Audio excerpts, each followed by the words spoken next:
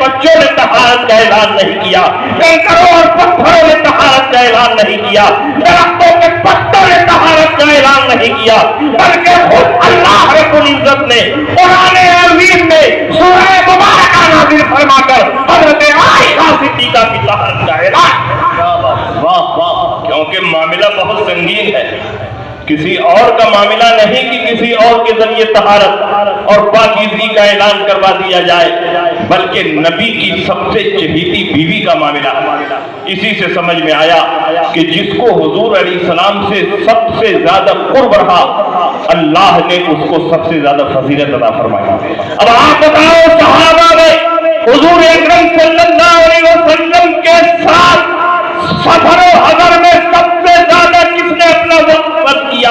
حضور علیہ السلام کے رازدار اور یار راز کون بنے؟ حضور علیہ السلام جن باتوں کو کسی اور صحابہ سے شیئر نہیں کرتے تھے، وہ کون صحابی ہیں جن سے شیئر کرتے تھے؟ جو جتنا نبی سے قریب ہوگا اتنا ہی امت میں افضل ترین ہوگا۔ اللہ کے نبی سید عالم صلی اللہ علیہ وسلم نے اپنے دل کی بات کو اگر کسی پر ظاہر کیا ہے تو وہ صدیق اکبر ہے، اپنے دل کے راز کو کسی پر منتشر فرمایا ہے تو وہ صدیق اکبر۔ صحابہ میں سب سے زیادہ قرب حضور علیہ السلام کا اگر کسی کو حاصل تھا تو وہ حضرت صدیق اکبر، اور نبی سے جو جتنا قریب ہوگا اتنا ہی افضل ترین ہوگا۔ اسی لیے اہل سنت کا اس بات پر اجماع ہے کہ انبیاء اور مرسلین کے بعد اس امت میں سب سے افضل حضرت ابوبکر صدیق۔ سبحان اللہ، بتائیے اس بات پر اجماع ہے کہ نہیں؟ اہل سنت میں کوئی اختلاف نہیں، اور جو صدیق اکبر کی افضلیت کا انکار کرے وہ اہل سنت سے ہے ہی نہیں۔ جو اہل سنت سے ہے وہ انبیاء اور مرسلین کے بعد سب سے افضل حضرت ابوبکر صدیق کو مانتے، اور الحمدللہ ہم سنی مسلمان سارے صحابہ کا احترام کرتے ہیں، سارے صحابہ کی تعظیم کرتے ہیں، سارے صحابہ کی محبت کو جان ایمان اور اہل بیت کی محبت کو روح ایمان سمجھتے ہیں۔ ہم صحابہ اور اہل بیت میں تفریق نہیں کرتے۔ اگر ہمارے ایک ہاتھ میں صحابہ کا دامن ہے تو دوسرے ہاتھ میں اہل بیت کا دامن ہے، کیونکہ ہمارے سامنے وہ آیتیں ہیں جو صحابہ کے فضائل میں وارد ہیں، ہمارے سامنے وہ آیتیں بھی ہیں جو اہل بیت کے فضائل میں وارد ہیں، ہمارے سامنے وہ حدیثیں بھی ہیں جو صحابہ کے فضائل میں وارد ہیں، ہمارے سامنے وہ حدیثیں بھی ہیں جو اہل بیت اطہار کے فضائل میں وارد ہیں۔ اس لیے ہم صحابہ کو پکڑ کر اہل بیت کو چھوڑ نہیں سکتے، اور اہل بیت کو پکڑ کر صحابہ کو چھوڑ نہیں سکتے۔ ہم اہل سنت ہیں، ہمارے ایک ہاتھ میں اگر اہل بیت کا دامن ہے تو دوسرے ہاتھ میں صحابہ۔ نعرہ تکبیر، نعرہ رسالت، مسلک اعلی حضرت، جشن عید میلاد النبی علامہ مفتی شمشاد صاحب قبلہ۔ اور یاد رکھیے آج کے دور میں صحابہ کو چھوڑ کر صرف اور صرف اہل بیت کی محبت کا ڈھنڈورا پیٹنا یہ رافضیت ہے، اور اہل بیت کو چھوڑ کر صرف اور صرف صحابہ کی محبت میں سینہ پیٹنا یہ خارجیت ہے، اور دونوں سے محبت کرنا یہی مسلک اعلیٰ حضرت۔ اہل سنت کا ہے بیڑا پار، اصحاب حضور نجم ہے اور ناؤ ہے عطرت رسول اللہ۔ اس لیے قرآن عظیم میں ایک دو جگہوں پر نہیں، بے شمار جگہوں پر صحابہ کی عظمت میں آیتیں وارد ہوئی ہیں۔ لا یستوی منکم من انفق من قبل الفتح وقاتل اولئک اعظم درجۃ من الذین انفقوا من بعد وقاتلوا وکلا وعد اللہ الحسنى۔ فتح مکہ سے پہلے جنہوں نے جان و مال کی قربانی پیش کی، اور فتح مکہ کے بعد جنہوں نے جان و مال کی قربانی پیش کی، کیا دونوں طرح کے صحابہ فضیلت میں برابر ہیں؟ نہیں، کیونکہ فتح مکہ سے پہلے جان و مال کی زیادہ قربانی پیش کرنی پڑی، اس لیے وہ درجہ بلند ہے۔ لیکن ایک نقطے پر قبل فتح مکہ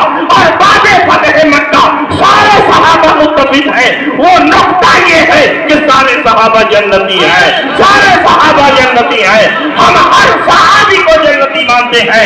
اس آیت کریمہ کی روشنی میں اگر صدیق اکبر جنتی ہے، عمر فاروق جنتی ہے، عثمان غنی جنتی ہے، حضرت کرار جنتی ہے، حسنین کریمین جنتی ہے، تو امیر معاویہ بھی جنتی ہے، ابو سفیان بھی جنتی ہے، طلحہ بھی جنتی ہے، زبیر بھی جنتی ہے، عائشہ صدیقہ بھی جنتی ہے۔ نعرہ تکبیر، نعرہ رسالت، فیضان صحابہ کرام۔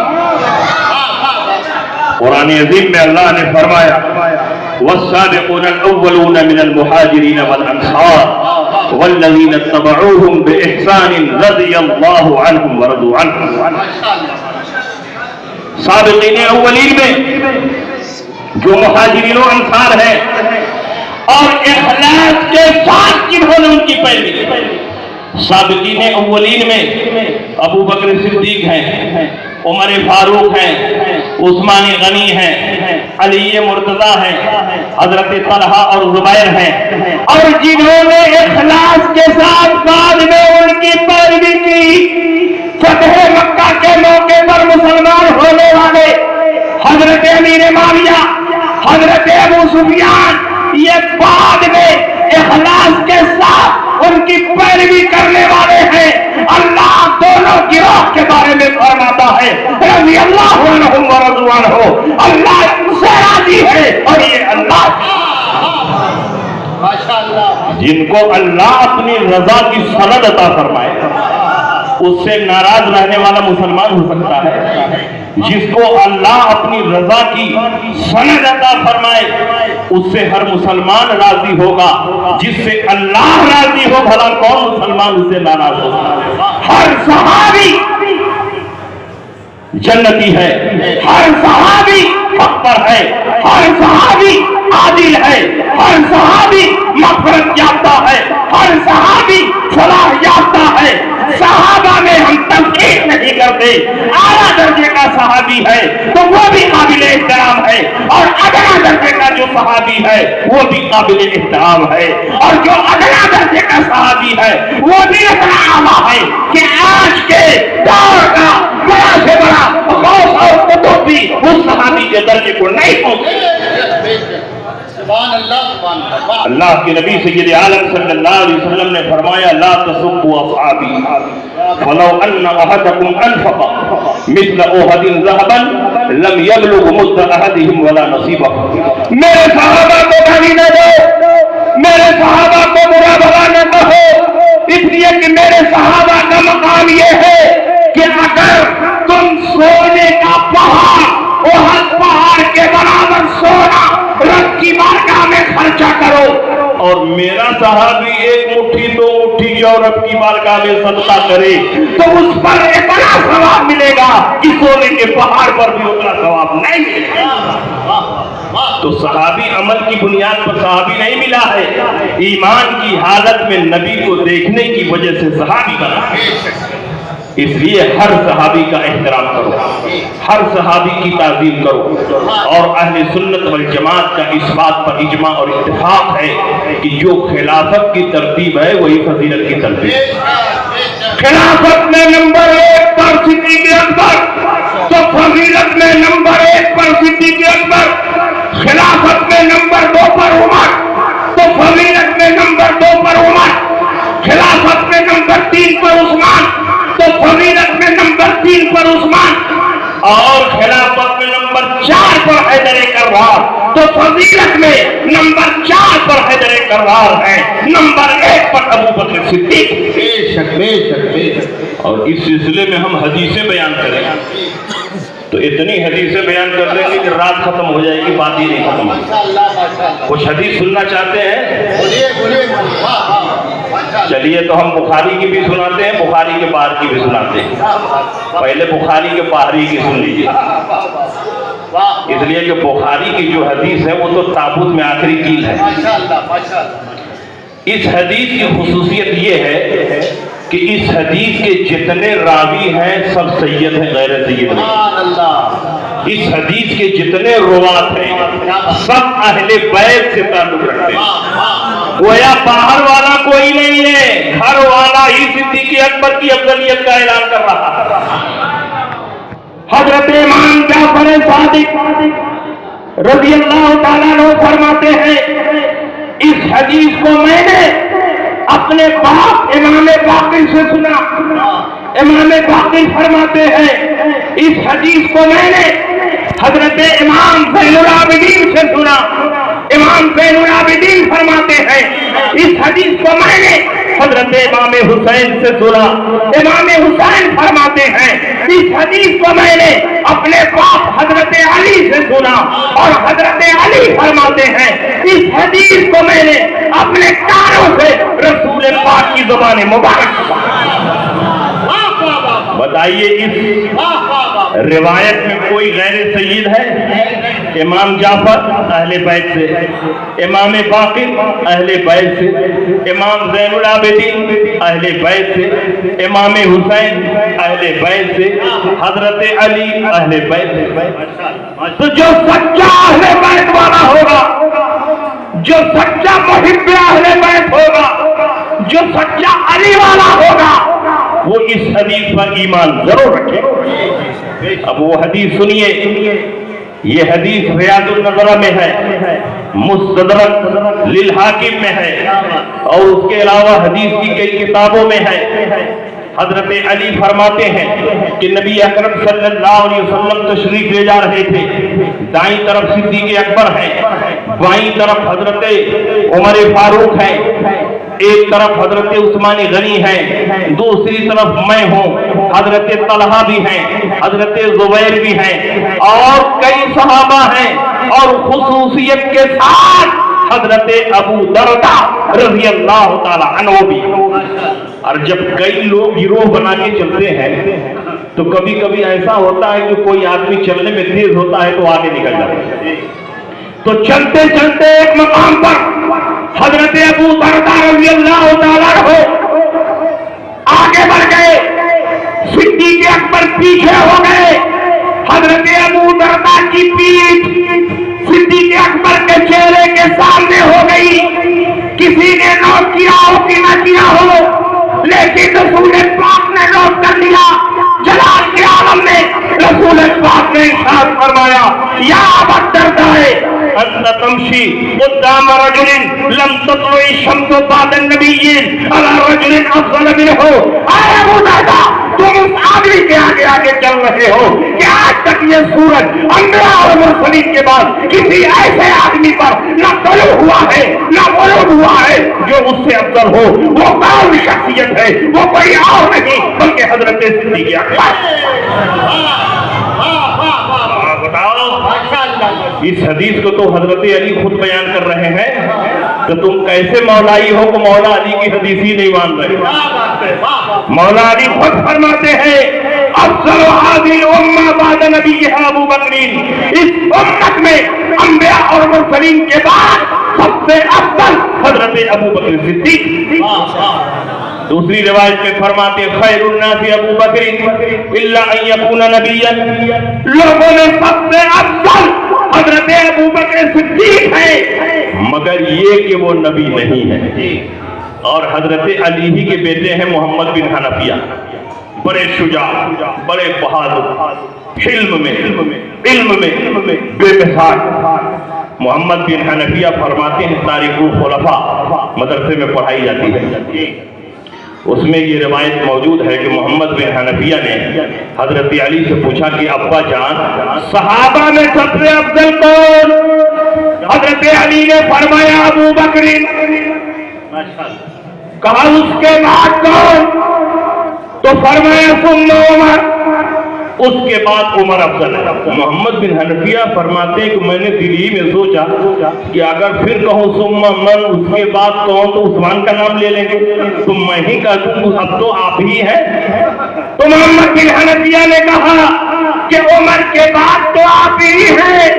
حضرت علی نے فرمایا نہیں، مانا الا رجل من المسلمین، میں تو عام مسلمانوں میں سے ہوں۔ یہ حضرت علی کی تواضع ہے، یہ آپ کی خاکساری ہے، مگر سچائی یہ ہے کہ صدیق اکبر کی افضلیت اور عمر کی افضلیت پر خود حضرت علی نبی نے اپنی زبان مبارک سے مہر لگا. واہ واہ واہ واہ سبحان جس کو حضرت علی افضل بتائے ماشاءاللہ. تم اس کی افضلیت گھٹاؤ. جس کو صدیق اکبر رضی اللہ تعالیٰ عنہ اپنا کیبنٹ کا منتری بنائے, ان کے درمیان تم اختلاف پیدا کرنے کی کوشش کرو تو تم حقیقت میں مولائی نہیں ہو, تم فسادی ہو.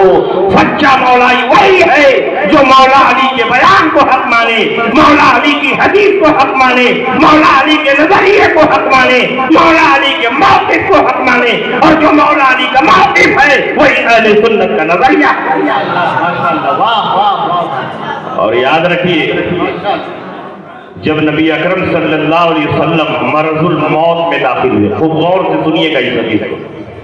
مرض الموت بولتے ہیں اس بیماری کو جس میں آدمی کا انتقال ہو جائے. نبی اکرم صلی اللہ علیہ وسلم کا جس بیماری میں وصال ہوا, بخاری کی حدیث کے مطابق حضور علیہ السلام 13 دن بیمار رہے. کئے دن؟ 13 دن. 13 دن میں 5 دن حضور علیہ السلام دیگر ازواج پاک کے پاس رہے, کیونکہ حضور علیہ السلام باری مقرر فرماتے تھے اور حضور علیہ السلام عدل و مساوات کا حد درجہ خیال فرماتے تھے. تو بیماریوں میں بھی رات گزارنے میں حضور علیہ السلام باریوں کا اہتمام فرماتے. 5 دن دیگر ازواج پاک کے پاس رہے, لیکن روزانہ فرماتے رہے کل میں کہاں رہوں گا, کل میں کہاں رہوں گا. ازواج پاک نے سمجھ لیا کہ حضور علیہ السلام حضرت عائشہ صدیقہ کے حجرے میں جانا چاہتے ہیں. ازواج پاک نے جمع ہو کر کہا یا رسول اللہ, آپ باری کا خیال نہ فرمائیں, آپ جس حجرے میں رہنا چاہیں آپ تشریف لے جائیں, ہم سب کی طرف سے اجازت. حضور علیہ السلام نے فرمایا کہ حجرہ عائشہ میں مجھ کو پہنچایا جائے. حجرہ عائشہ میں آپ کو پہنچانے کا انتظام کیا گیا. ایک طرف حضرت عباس آپ کے کاندھے کو پکڑے ہوئے ہیں اور دوسری طرف حضرت علی آپ کے کاندھے کو پکڑے ہوئے ہیں. حضور علیہ السلام انہی دونوں پر سہارا بناتے ہوئے حضرت عائشہ کے حجرے کی طرف جا رہے ہیں, لیکن پاؤں میں اتنی کمزوری ہے کہ آپ کا پاؤں زمین پر ٹھہر نہیں رہا ہے, تو دونوں انگوٹھوں سے زمین پر خط کھینچتے ہوئے حضور علیہ السلام حضرت عائشہ کو حجرے میں پہنچے. حضور علیہ السلام جب حضرت عائشہ کے حجرے میں پہنچے, وہ کون سا دن تھا بتائیے؟ حضور کا انتقال ہوا ہے, وصال ہوا ہے دوشنبہ کو, اور 1 ہفتہ پہلے اسی دوشنبہ مبارکہ کو حضور علیہ السلام حضرت عائشہ کے حجرے میں گئے. تو گویا اخیر کے 1 ہفتہ حضور نے حضرت عائشہ کے حجرے میں گزارے. حضور علیہ السلام نماز کے وقت لوگوں کے سہارے سے مسجد نبوی شریف میں جاتے اور صحابہ کی امامت فرماتے, لیکن جمعرات کے دن آپ کی بیماری اور بڑھ گئی, ضعف و نقاہت طاری ہو گئی, بار بار اٹھنے کی کوشش کرتے اٹھ نہ پاتے, آپ پر غشی طاری ہوتی, جب غشی سے ہوش میں آتے اٹھنے کی کوشش کرتے مگر اٹھ نہ پاتے. اللہ کے نبی نے فرمایا مجھے 7 مشق پانی سے غسل دیا جائے تاکہ میری غشی کا اثر دور ہو جائے. 7 مشق پانی سے جس کی بندش نہ کھولی گئی ہو اس سے غسل دیا گیا, غشی کا کچھ اثر زائل ہوا. اللہ کے نبی نے صحابہ کو وصیتیں اور نصیحتیں فرمائی اور اس کے بعد حضور علیہ السلام اٹھنے لگے تاکہ مسجد نبوی میں جا کر صحابہ کی نماز پڑھیں. اٹھنے کی کوشش کی, حضور علیہ السلام ضعف و نقاہت کی وجہ سے اٹھ نہ سکے, زمین پر لیٹ گئے. آپ نے فرمایا پھر مجھ پر پانی بہایا جائے. پانی بہایا گیا, بے ہوشی کا اثر زائل ہوتا, آپ اٹھنے کی کوشش کرتے پھر زمین پر لیٹ جاتے, پھر غشی طاری ہو جاتی, پھر ہوش میں آتے, پانی بہایا جاتا. بار بار ایسا ہوتا رہا, بار بار نبی نے اٹھنے کی کوشش کی لیکن ضعف و نقاہت اور بیماری کی وجہ سے نہ اٹھ سکے. اور ادھر جماعت میں دیر ہو رہی تھی تو نبی اکرم صلی اللہ علیہ وسلم نے فرمایا مرو ابا بکر فلیصلی بالناس, ابو بکر کو حکم دو लोगों की नमाज पढ़ाएं। वो कौन सी नमाज थी? इशा की नमाज थी। हजरत आयशा सिद्दीका ने फरमाया, या रसूल अल्लाह, इन्न अबा बकरिन रजुलुन रकीकुन इज़ा कामा मकामका ला यस्ततीउ अन युसल्ली बिन्नास। या रसूल अल्लाह, अबू बकर नामदिल है, रकीकुल कल्ब है, आपकी जगह पर खड़े होंगे तो सहाबा की नमाज नहीं पढ़ा पाएंगे, इसलिए किसी और को हुक्म दे दें कि वो नमाज पढ़ाएं। नबी ने पुरजलाल लहजे में फरमाया, मरी अबा बकर फलयुसल्ली बिन्नास, अबू बकर को हुक्म दो लोगों की नमाज पढ़ाएं। हजरत आयशा ने फिर यही उज़्र पेश किया। हजरत आयशा फरमाती है, बार बार ये उज़्र मैं इसलिए पेश कर रही थी कि हुजूर के जिस्म की जाहिरी हालत बता रही थी कि 2-4 दिन से ज्यादा हुजूर इस दुनिया में रहने वाले नहीं हैं। अगर मेरे बाप नबी के मुसल्ले पर खड़े हो जाए और इधर नबी का विसाल हो जाए तो कोई ये ना कह दे कि अबू बकर मनहूस है, नबी के मुसल्ले पर आए और नबी का विसाल हो गया। इसलिए मैं नहीं चाहती थी कि हुजूर अलैहिस्सलाम मेरे बाप को अपने मुसल्ले पर खड़ा करें। दिल में ये राज छुपा हुआ था, लेकिन जबान से जाहिर कर रही थी कि वो रकीकुल कल्ब है, नरम दिल है, आपकी जगह पर खड़े होकर सहाबा की नमाज नहीं पढ़ा पाएंगे।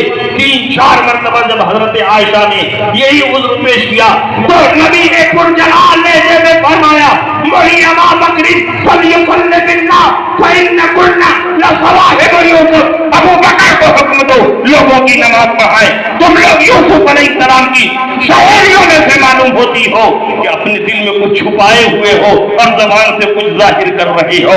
अबू बकर के सिवा कोई नहीं इस मुसल्ले पर खड़ा होगा। नबी अकरम सल्लल्लाहु अलैहि वसल्लम ने अबू बकर को अपनी जिंदगी में अपने मुसल्ले पर खड़ा करके सहाबा की नमाज पढ़वाई। मैं आपसे पूछना चाहता हूँ, अगर मसला सिर्फ नमाज पढ़वाने का होता तो हुजूर फरमाते चलो जाने दो, इमाम साहब नहीं है, नायब इमाम चले जाए, मुअज्जिन चले जाए। लेकिन हुजूर अलैहिस्सलाम किसी और के लिए राजी नहीं हो रहे हैं, अबू बकर को खड़ा कर रहे हैं। गोया हुजूर अलैहिस्सलाम पूरी दुनिया को ये मैसेज और पैगाम दे रहे हैं कि आज जो मेरे मुसल्ले पर खड़ा होकर सहाबा की इमामत करेगा वही मेरे विसाल के बाद मिल्लत इस्लामिया का खलीफा। नारे तकबीर, नारे रिसालत, मसलके आला हजरत, जश्न मिलादुन नबी। तो हुजूर अलैहिस्सलाम ने अपनी जिंदगी में अपने मुसल्ले पर किसको खड़ा किया? हजरत सिद्दीक अकबर को खड़ा किया। और 1-2 वक्तों की इमामत नहीं की उन्होंने जी, हुजूर की जिंदगी में 17 वक्तों की इमामत फरमाई। माशाअल्लाह। अब जोड़िए, जुमरात को इशा की नमाज, जुमा को 5 वक्त, इसमें एक जुमा भी है, शनीचर को 5 टाइम, अतवार को 5 टाइम और सोमवार को फजर की नमाज। कुल 17 वक्तों की इमामत हजरत सिद्दीक अकबर ने नबी की मौजूदगी में नबी के मुसल्ले पर खड़ा होकर सहाबा की इमामत की है। ये इस बात की दलील है कि नबी की नजर में सहाबा में सिद्दीक अकबर से अफजल कोई नहीं था, और जो सब में अफजल होगा वही इमामत और खिलाफत के लिए मुंतखब होगा। इसलिए हजरत अबू बकर सिद्दीक की खिलाफत पर खलीफा बनी साइदा में तमाम मुहाजिरों अंसार का इजमा हो गया। और सहाबा का इजमा आम लोगों की इजमा की तरह नहीं होता है। सहाबा का इजमा इजमाए कतई होता है, जो उसका मुनकिर होगा वो काफिर हो जाएगा। कतईयत के साथ सहाबा का इजमा होता है। सारे मुहाजिरों अंसार हजरत सिद्दीक अकबर की खिलाफत पर जमा हो गए और हजरत अली अभी पहुंचे नहीं, क्योंकि हुजूर अलैहिस्सलाम का जसद पाक हुजरा आयशा में था और घर के जिम्मेदार की हैसियत से तजहीज़ो तकफीन की जिम्मेदारी हजरत अली की थी, तो उसी इंतजाम में मसरूफ थे। लेकिन जब अबू बकर सिद्दीक ने बुलाया और उनके फज़ाइल और मनाक़िब बयान करके इस्लाम में इत्तेहाद और इत्तेफाक की दावत दी, तो हजरत अली ने फरमाया, है खलीफे रसूल, आप फिक्र ना करें, रसूलुल्लाह सल्लल्लाहु अलैहि वसल्लम फलानी नबी होगा। जब रसूल पाक ने अपनी जिंदगी में आगे बढ़ा दिया है तो कौन है आपको पीछे कर सकता है? बनाइए हाथ, मैं भी आपके हाथ पर बैठ حضرت علی کرم اللہ تعالیٰ نے آپ کے ہاتھ پر بیعت کر لی تو اس طرح تمام مہاجرین و انصار کا صدیق اکبر کی خلافت پر اجماع۔ اور سنیے، جب حضور علیہ السلام ہجرت فرما کر مدینہ منورہ تشریف لے گئے، مشہور واقعہ ہے کہ حضور علیہ السلام کی اونٹنی کی رسی پکڑنے کے لیے انصار مدینہ دوڑنے لگے۔ حضور میرے مکان پر ٹھہرے، حضور میرے مہمان بنے۔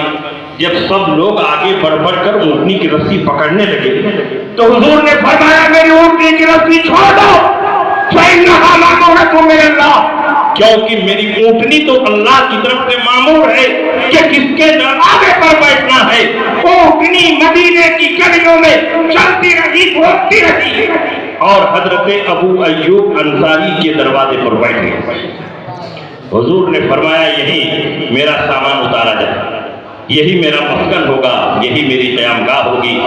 حضور اکرم صلی اللہ علیہ وسلم کا سامان اتارا گیا اور ابو ایوب انصاری کا مکان ڈبل منزلہ تھا۔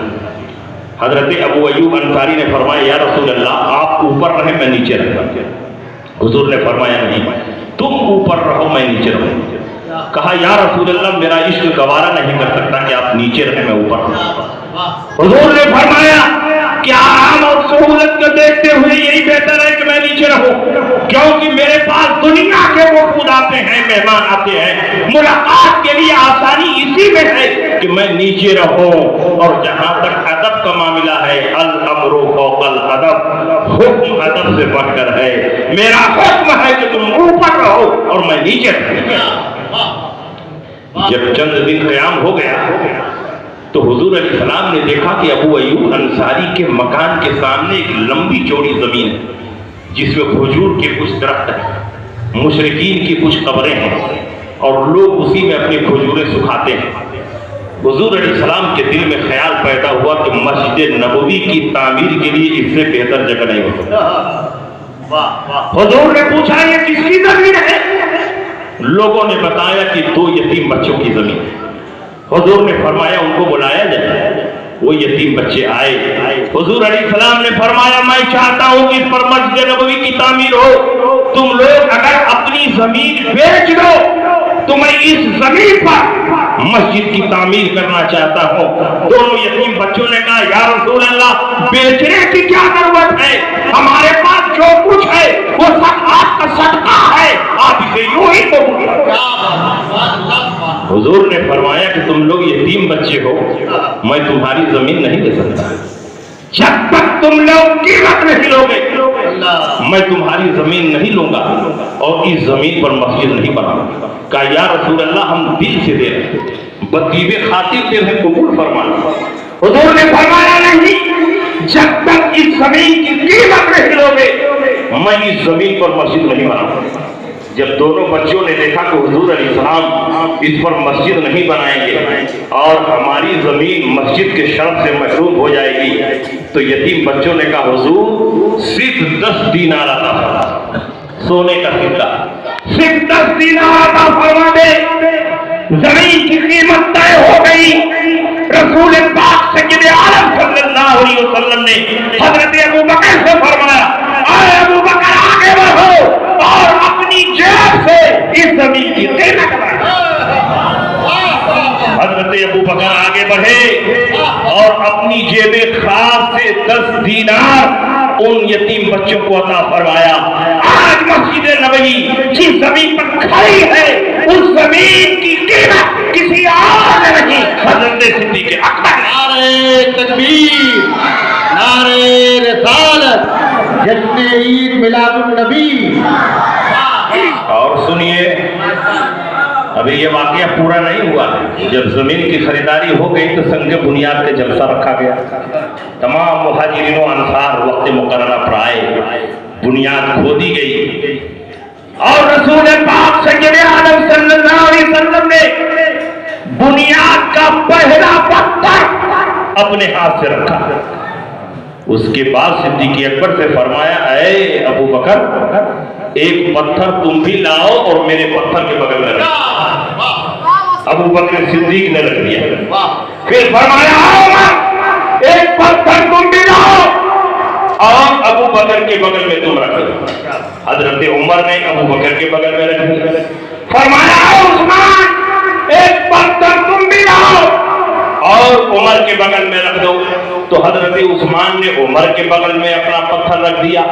اب ترتیب پر غور کیجیے، حضور علیہ السلام کے پتھر رکھنے کے بعد سب سے پہلا پتھر ابو بکر نے رکھا، دوسرا عمر نے رکھا، تیسرا عثمان نے رکھا۔ یہ اس بات کا اشارہ ہے کہ نبی کے وصال کے بعد پہلا خلیفہ ابو بکر ہوں گے، دوسرا خلیفہ عمر ہوں گے، تیسرا خلیفہ عثمان غنی۔ حضور علیہ السلام کو خود ہی اپنی زندگی میں اشارہ فرما رہا۔ اور بخاری کی روایت سنیے، حضور علیہ السلام کے وصال سے 2 مہینہ پہلے کی بات ہے، ایک بوڑھی خاتون نبی اکرم صلی اللہ علیہ وسلم کی خدمت میں مسئلہ پوچھنے کے لیے آئی۔ حضور علیہ السلام سے مسئلہ پوچھا، حضور نے جواب دیا، وہ جانے لگی۔ کچھ دور جانے کے بعد پھر پلٹ کر آئی اور کہا کہ یا رسول اللہ، اگر پھر مجھ کو کچھ پوچھنے کی ضرورت ہو اور میں آؤں اور آپ کو نہ پاؤں تو کس کے پاس جاؤں؟ رسول پاک نے فرمایا اب پھر تم کو مسئلہ پوچھنے کی ضرورت ہو اور تم آؤ مجھ کو نہ پاؤ تو ابو بکر کے پاس چلے جانا۔ یہ اس بات کا اشارہ ہے کہ جو ذمہ داریاں آج میں ادا کر رہا ہوں میرے وصال کے بعد وہ ساری ذمہ داریاں ابو بکر صدیق ادا کر رہا ہے۔ تو صدیق اکبر کی افضلیت کا نشان مل رہا ہے کہ نہیں مل رہا؟ تو جو سب سے افضل ہوگا خلافت کے لیے وہی منتخب ہوگا۔ اس لیے پہلا خلیفہ حضرت ابو بکر صدیق، دوسرا خلیفہ عمر فاروق، تیسرا خلیفہ عثمان غنی، چوتھا خلیفہ حضرت علی کرم اللہ تعالی وجہ الکریم۔ تو اہل سنت کا اجماع اور اتفاق ہے کہ جو خلافت کی ترتیب ہے وہی حقیقت میں افضلیت کی ترتیب ہے۔ لیکن حضرت علی کرم اللہ تعالی وجہ الکریم سے ہم سنی مسلمان بھی بے پناہ محبت کرتے ہیں، ہم صحابہ سے بھی محبت کرتے ہیں، اہل بیت سے بھی محبت کرتے ہیں۔ ہم مشاجرات صحابہ میں نہیں پڑھتے، ہم اختلافات صحابہ میں نہیں پڑھتے، کیونکہ اہل سنت کا موقف یہ ہے کہ عام لوگوں کو مشاجرات صحابہ میں پڑھنا جائز نہیں۔ عام لوگوں پر لازم ہے کہ تمام صحابہ کا احترام کریں اور تمام صحابہ کی تعظیم و توقیر۔ ہم صحابہ کے اختلافات میں نہیں پڑھتے، ہم یہ ضرور مانتے ہیں کہ حضرت علی کرم اللہ تعالی وجہ الکریم کے مقابلے میں جو آئے، حضرت علی سے جن کا اختلاف اور جھگڑا ہوا، جنگیں ہوئیں، ان تمام مشاجرات میں حق علی کے ساتھ تھے، لیکن جو علی کے بالمقابل تھے ان کو غلط اور باطل ہم نہیں کر سکتے۔ ان سے خطۂ اجتہادی ہوئی، ان سے اجتہادی اور فکری غلطی ہوئی، اور جب اجتہادی غلطی ہو، ارادی غلطی نہ ہو تو اس پر گناہ نہیں ہوتا، بلکہ رب العالمین اس پر ایک نیکی کا ثواب عطا کرتا ہے۔ یہ اختلاف ایسے بھی ہے جیسے حنفی، شافعی، مالکی، حنبلی کہتے ہیں۔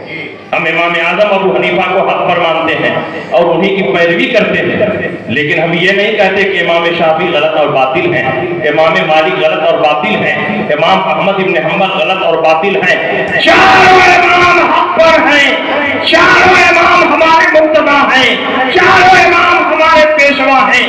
یہ اور بات ہے کہ فروعی مسائل میں ہم امام اعظم ابو حنیفہ کی تقلید کرتے ہیں، لیکن ان کے مقابلے میں جو اور ائمہ کرام ہیں ہم ان کو غلط اور باطل نہیں کہتے، ان کی تحقیق اور تذلیل نہیں۔ تو حنفی، شافعی، مالکی، حنبلی کا جو اختلاف ہے ویسے ہی اختلاف یہاں بھی ہے۔ حضرت علی کرم اللہ تعالی وجہ الکریم کی عظمت کو ہر سنی مسلمان تسلیم کرتا ہے، کیونکہ نبی اکرم صلی اللہ علیہ وسلم نے متعدد حدیثوں میں آپ کی عظمت شان کو بیان فرمایا۔ یہی تو ہم سنیوں کی خوبی ہے کہ ہم سارے صحابہ کا احترام کرتے ہیں، ہم اہل بیت اطہار کا احترام السلام کرتے ہیں اور ان کے درمیان جو مشاجرات اور اختلافات ہوئے ہم ان میں پڑھتے نہیں ہیں بلکہ سارے صحابہ کو عقیدت و احترام کے ساتھ دیکھتے ہیں۔ حضرت عمر رضی اللہ تعالیٰ عنہ فرماتے تھے کعب بن مالک کعب بن مالک ہم میں سب سے بڑے قاری ہیں، وعلی الاحزان اور علی ہم میں سب سے بڑے قاضی۔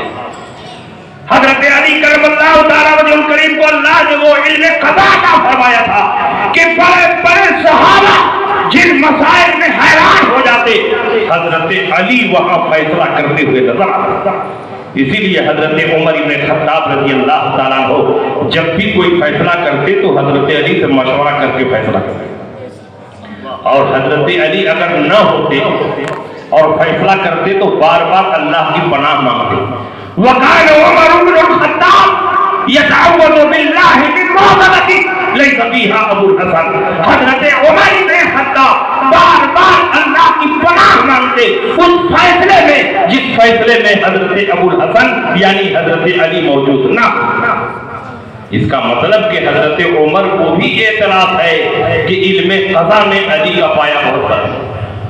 اسی لیے بڑے بڑے صحابہ جب کسی مسئلے میں حیران ہو جاتے تو حضرت علی کی طرف رجوع فرماتے، اور حضرت علی کی خصوصیت یہ تھی کہ آج تک علی سے کوئی ایسا سوال ہوا ہی نہیں جس کا جواب فوراً علی نے عطا نہ فرمایا، بلکہ ممبر پر خطبہ دے رہے ہیں جمعہ کا خطبہ، اور وہی کسی نے بالکل نیا مسئلہ پوچھ دیا نہ قرآن میں نہ حدیث میں، فوراً حضرت علی نے جواب دیا اور پھر خطبہ پڑھنے لگا۔ ایسی عادل جوابی، گھوڑے پر سوار ہو رہے ہیں، ایک پاؤں رکاب میں رکھ چکے ہیں، دوسرا رکھنے جا رہے ہیں، اسی دوران کسی نے پوچھ لیا، پاؤں رکھتے رکھتے اس مسئلے کو حل کرو۔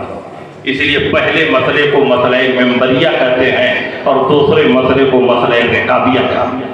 ٹائم نہیں ہے کہ دونوں مسئلوں کو بیان کریں۔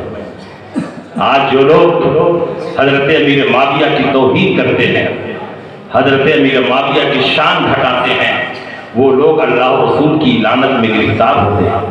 اللہ کے نبی سید عالم صلی اللہ تعالیٰ علیہ وسلم نے فرمایا تھا کہ جو صحابہ کی تبلیغ کرے، جو صحابہ کی توہین کرے، اس پر اللہ کی لعنت، فرشتوں کی لعنت اور تمام انسانوں کی لعنت۔ اس لیے ہم ہر صحابی کا احترام کریں۔ اور ایک بات میں بڑی صفائی کے ساتھ آپ کو بیان کر دوں کہ حضرت امیر معاویہ کے دل میں حضرت علی کے تعلق سے کوئی نفرت اور عداوت نہیں۔ یہ سارے صحابہ ایسا دل رکھتے تھے جس کو اللہ نے آئینے کی طرف پاک اور صاف فرمایا۔ صحابہ کے دلوں میں کوئی قدرت، کوئی دشمنی، کوئی عداوت، بغض و حسد کا نام و نشان نہیں تھا، بلکہ اللہ نے صحابہ کو یہ خصوصیت عطا فرمائی ہے کہ کسی صحابی سے کوئی لغزش اور گناہ بھی ہو جائے تو اس وقت تک اس پر موت نہیں طاری ہوگی جب تک اللہ توبہ کی توفیق نہ دے۔ تو ہر صحابی دنیا سے اس حال میں جائے گا کہ وہ توبہ کر چکا ہوگا۔ حضرت علی کے دل میں امیر معاویہ کے تعلق سے کوئی نفرت نہیں، حضرت معاویہ کے دل میں علی کے تعلق سے کوئی نفرت نہیں تھی۔ دونوں کا دل شیشے کی طرح صاف و شفاف۔ اس کی مثال سننا چاہیں گے؟ اس کی مثال دو میں دوں گا۔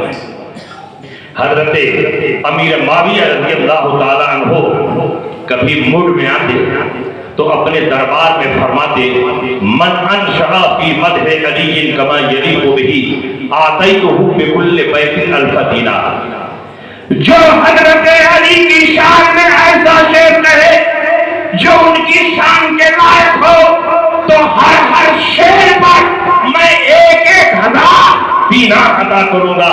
دینار سونے کے سکے کو بولتے ہیں۔ جب حضرت امیر معاویہ یہ اعلان فرماتے شعراء کھڑے ہوتے، حضرت علی کے فضائل اور مناقب میں ایک سے بڑھ کر ایک شعر پیش کرتے، اور ہر شعر پر حضرت امیر معاویہ ان شاعروں کو 1,000 دینار اور جھوم کر فرماتے، علی افضل منہ، علی اس سے بھی افضل ہے، علی افضل منہ، علی اس سے بھی افضل ہے، علی افضل منہ، علی اس سے بھی افضل ہے۔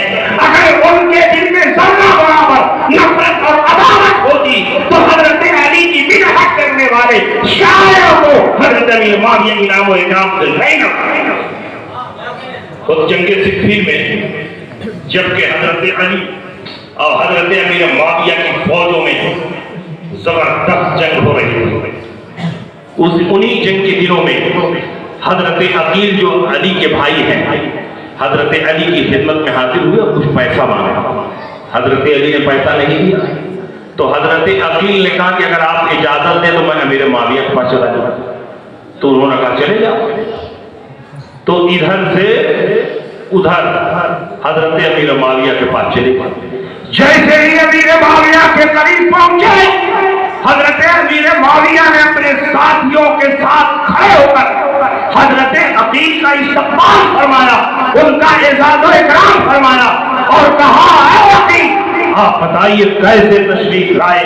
حضرت عقیل نے اپنی زحمت پیش کی تو حضرت امیر معاویہ نے 1,00,000 درہم نذرانہ ان کے قدموں پر نچھاور کرا۔ کوئی اپنے دشمن کے بھائی کو 1,00,000 نذرانہ دیتا، کھڑے ہو کر اعزاز و اکرام کرتا؟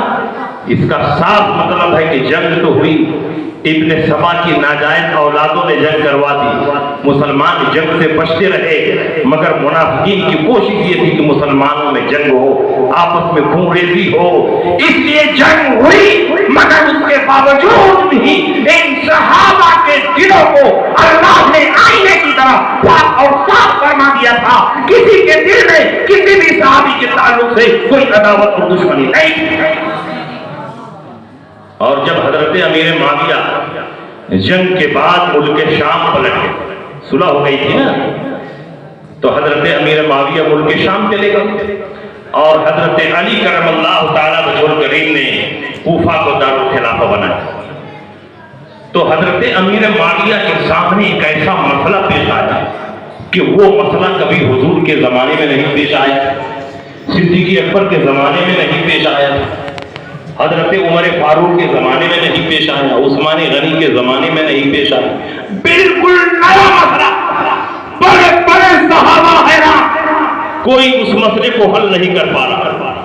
جب حضرت امیر معاویہ کی خدمت میں وہ مسئلہ پیش کیا گیا کہ ہم لوگ تو حل کرنے سے عاجز ہو گئے، لیکن آپ بتائیں آپ درجہ اجتہاد پر فائز ہیں، اس کا جواب کیا ہے؟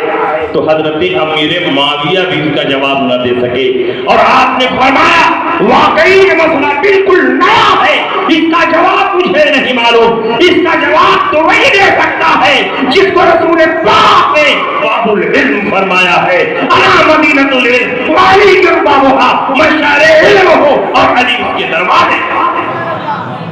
اس کا جواب علی کے سوا کوئی نہیں دے سکتا۔ وہ مسئلہ کیا تھا؟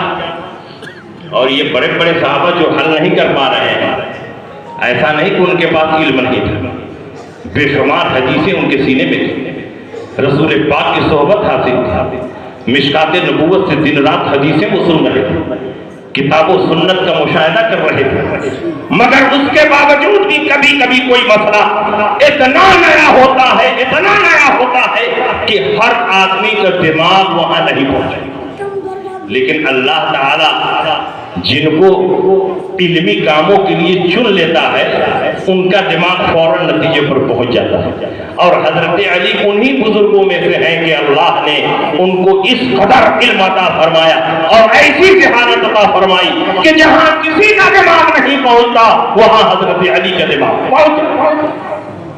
حضرت امیر معاویہ نے صحابہ کرام سے کہا واقعی یہ مسئلہ ہے، اس مسئلے کو کوئی نہیں حل کر سکتا سوائے علی۔ وہ مسئلہ کیا ہے؟ وہ مسئلہ یہ تھا کہ ایک آدمی مرا، ایک لڑکا چھوڑا، ایک لڑکی چھوڑا اور ایک خنثی چھوڑا۔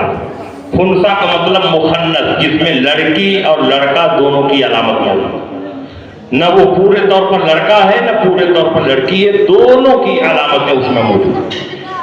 تو ایک لڑکا ہے، لڑکے کا حصہ متعین، کوئی جھگڑا نہیں، ایک لڑکی ہے، لڑکی کا حصہ متعین، لیکن جس میں لڑکا اور لڑکی دونوں کی علامتیں موجود ہیں اس کو لڑکے کا حصہ دیا جائے تو لڑکی کا حصہ دیا۔ سارے صحابہ پریشان۔ حضور کے زمانے میں یہ مسئلہ پیدا ہوا ہوتا تو حضور نے کوئی جواب دیا ہوتا، وہی شریعت۔ لیکن حضور کے زمانے میں یہ مسئلہ پیدا ہی نہیں ہوا، عہد صدیقی میں یہ مسئلہ نہیں پیدا ہوا، دور فاروقی میں یہ مسئلہ نہیں پیدا ہوا، زمانے عثمان غنی میں یہ مسئلہ نہیں پیدا ہوا، اب پیدا ہوا۔ حضرت امیر معاویہ خود مجتہد ہیں۔ حضرت عبداللہ بن عباس سے کسی نے کہا آپ فلاں مسئلے میں یہ فرماتے ہیں اور امیر معاویہ تو یہ فرماتے ہیں، تو عبداللہ بن عباس نے فرمایا لقد اصاب فإنه فقیہ، انہوں نے صحیح جواب دیا اس لیے کہ وہ فقیہ اور مجتہد ہے۔ مجتہد کو یہ اختیار ہے کہ اپنے اجتہاد کی روشنی میں جو رائے قائم کرے اس پر عمل کرے۔ لیکن اس مسئلے میں امیر معاویہ بھی جواب دینے کے قابل۔ حضرت امیر معاویہ فرماتے ہیں کہ حضرت علی کی خدمت میں سوال لکھ کر بھیجتا ہوں، وہی اس کا جواب لکھے۔ تو حضرت امیر معاویہ نے چمڑے کے ایک چھوٹے سے ٹکڑے پر سوال لکھا، چونکہ جنگ سے تازہ واپس آئے تھے، خیر خیریت تو پوچھنا نہیں تھا، احوال اور قواعد جاننا نہیں تھا، صرف اپنا نفس مسئلہ لکھا چمڑے کے ایک چھوٹے سے ٹکڑے پر، اور وہ ٹکڑا اتنا چھوٹا تھا کہ مؤرخین نے لکھا کأنہ اذن الفارہ، گویا وہ چوہے کا کان۔ جس چھوٹے سے ٹکڑے پر لکھ کر سوال بھیجا وہ اتنا چھوٹا تھا کہ گویا چوہے کا وہ کان ہو۔ اس پر سوال لکھا، ایک آدمی مرا، بیٹا چھوڑا، بیٹی چھوڑا اور خنثی چھوڑا، ترکہ کیسے بٹے؟ حضرت علی کی خدمت میں جب جواب سوال پہنچا تو حضرت علی کے دل میں اگر عداوت اور دشمنی ہوتی تو آپ فرماتے کہ چلو معاویہ پریشان رہنے تو میں جواب نہیں دوں گا۔ لیکن جیسے ہی حضرت علی کی خدمت میں سوال پہنچا حضرت علی نے فوراً اس کا جواب عطا فرمایا، اور ایک چھوٹے سے چمڑے کے ٹکڑے پر آپ نے جواب تحریر فرمایا۔ مورخین نے لکھا ہے کہ حضرت علی نے جس ٹکڑے پر جواب لکھا وہ اس میں بھی چھوٹا، اور کیا لکھا ہے؟ ارثہ من مبالی ہے، اس کا ترکہ اس کے پیشاب کے راستے سے متعین ہے۔ ارثہ من مبالی ہے، مبالی یہ بول سے بنا ہے، بول کا معنی عربی میں پیشاب، اس کا ترکہ اس کے پیشاب کے راستے سے نکلے گا، پیشاب کے راستے سے متعین ہوگا۔ اتنا لکھ کر حضرت علی نے بھیج دیا۔ بڑے صحابہ نہ سمجھ سکے لیکن امیر معاویہ سمجھ گئے۔ امیر معاویہ نے فرمایا علی کے جواب کا خلاصہ یہ ہے کہ اگر وہ مرد کے عضو سے پیشاب کرتا ہے تو اس کو مرد کا حصہ دیا جائے گا، اور اگر عورت کے عضو سے پیشاب کرتا ہے تو عورت کا حصہ دیا جائے گا۔ گویا اس کا ترکہ اس کے پیشاب کے راستے پر ڈیپینڈ کرتا ہے۔ اگر لڑکے کے عضو سے پیشاب کرے تو لڑکے کا حصہ پائے گا، لڑکی کے عضو سے پیشاب کرے تو لڑکی کا حصہ پائے گا۔ ارثہ من مبالی ہے، اس کا ترکہ اس کے پیشاب کے راستے پر ڈیپینڈ کرتا ہے۔ بتاؤ اگر علی نے یہ جواب نہ دیا ہوتا تو قیامت تک اس مسئلے کو کوئی حل کر پاتا؟ قیامت تک یہ مسئلہ مسترد رہتا، لیکن اللہ نے احسان فرمایا کہ علی کے ذریعے اس مسئلے کو حل فرما دیا، اور آج تک امت کے لیے یہ مسئلہ آسانی کا سبب بنا۔ تو ہم حضرت علی سے بھی بے پناہ محبت کرتے ہیں۔ بتاؤ کوئی سنی ایسا ہو ہی نہیں سکتا جو حضرت علی سے اور اہل بیت سے محبت میں ہے، اور میں تو کہتا ہوں کہ وہ بھی سنی نہیں ہو سکتا جو صحابہ سے نفرت ہے۔ اس لیے ہم کو پوری مضبوطی کے ساتھ صحابہ کے دامن کو پکڑنا ہے اور اہل بیت کے دامن کو پکڑنا ہے، پوری مضبوطی کے ساتھ صحابہ کے راستے پر بھی چلنا ہے اور اہل بیت کے راستے پر بھی چلنا ہے۔ اور اہل بیت میں حضرت علی کرم اللہ تعالیٰ وجہ کریم کو کئی جہتوں سے اللہ نے خصوصیت عطا فرمائی۔ صحابی ہونے کی حیثیت میں بھی آپ کو عظمت حاصل ہے، عشرہ مبشرہ میں داخل ہونے کی حیثیت سے بھی آپ کو عظمت حاصل ہے، خلفائے راشدین میں شامل ہونے کی حیثیت سے بھی آپ کو فضیلت حاصل ہے، نبی کا داماد ہونے کی حیثیت سے بھی آپ کو برتری حاصل ہے، اور نبی کا قرابتدار اور نبی کے چچا کا بیٹا ہونے کی حیثیت سے بھی آپ کو رشتہ حاصل ہے۔ کئی جہتوں سے حضرت علی کو فضیلت حاصل ہے، اور علم میں تو علی کا جس مسئلے کو بڑے بڑے لوگ نہ حل کر سکے اس کو علی نے حل فرمایا. اگر حضرت علی کے علم پر میں ان واقعات کو بیان کروں جو حضرت علی نے حل فرمائے ہیں تو آپ حیرت میں پڑ جائیں گے. ایک مثال سن لیجیے. ایک آدمی حضرت علی کی خدمت میں حاضر ہوا اور اس نے کہا حضور میں نے منت مانی ہے کہ میرا فلاں کام ہو جائے گا تو ہاتھی کے وزن کے برابر گیہوں رب کی بارگاہ میں صدقہ کروں, اور میرا فلاں کام ہو گیا تو اب میں ہاتھی کے وزن کے برابر گیہوں صدقہ کرنا چاہتا ہوں. تو حضرت علی نے فرمایا تو مشکل کیا ہے, جب کام ہو گیا ہے تو ہاتھی کے وزن کے برابر گیہوں صدقہ کر دو. تو اس نے کہا حضور یہی تو مشکل ہے کہ ہاتھی کا وزن کتنا ہے. اور اس دور میں دھرم کانٹا نہیں تھا, 1450 سال پہلے کی بات میں کر رہا ہوں. آج تو روڈ پر جگہ جگہ دھرم کانٹا بنا ہوا ہے. ٹرک کو مال کے ساتھ آپ جوڑ سکتے ہو, ٹرک کو مال کے ساتھ وزن کر سکتے ہو. ٹرک کا وزن کتنا ہے الگ, مال کا وزن کتنا ہے الگ, دھرم کانٹا سب بتا دے.